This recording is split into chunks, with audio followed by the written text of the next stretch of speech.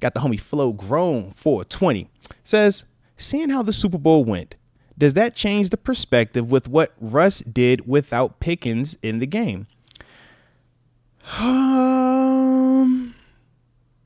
Oh, you're talking about the Eagles game because no GP that game. Interesting. I mean, you know how it is. If you're pro Russ, yeah, you'll look at that. Because to me, man, I think the context in it is, yes, he did have to play against that Eagles team without his best receiver. He also didn't get the ball but 2 times in the second half of that game. And the 2 times he got the ball, one, he's in scoring territory deep in the red zone, and, Najee drops the pitch. We forget all of that. Because from the narrative perspective, it's a lot easier to just, put it all under 5 games, lose it, first round playoff, Russ more expensive, feels cheaper, and we just kind of go about that. But yeah, there was context in it. There was times in that game where we did feel like Russ was playing well, where we did feel like, yeah, we had a chance, but we never got the ball back. That was not an offensive issue. That was a defensive issue. But we lump it to Russ 5-game losing streak. So that's all we say, man. If you're focused on the narrative, yeah, man, there are a lot of ways to go with the narrative. But if you look at just the pros and the cons of it, man, and just take a step back, yeah, there were some positives in it. Now, we're not saying that those positives were enough to make you feel conviction one way or the other from my eyes, but that might be different for you or the next man. Obviously, when I talk to TG, at times we have a little bit different perspective on Russ or who we want to go with going forward.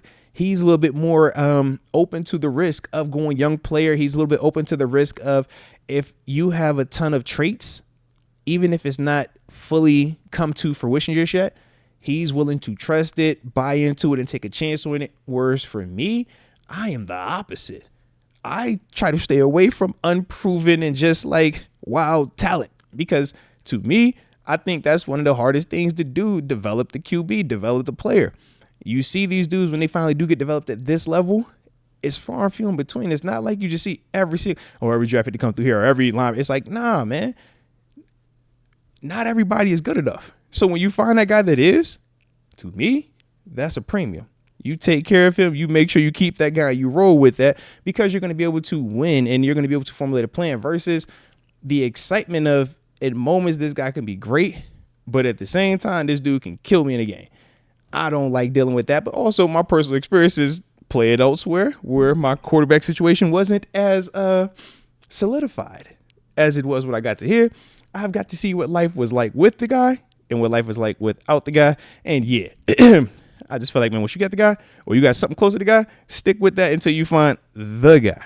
But that's my approach on it. And I ain't saying I got all the answers, but like I said, that's just kind of how I see it, though, as it pertains to that whole, youth potential versus proven production.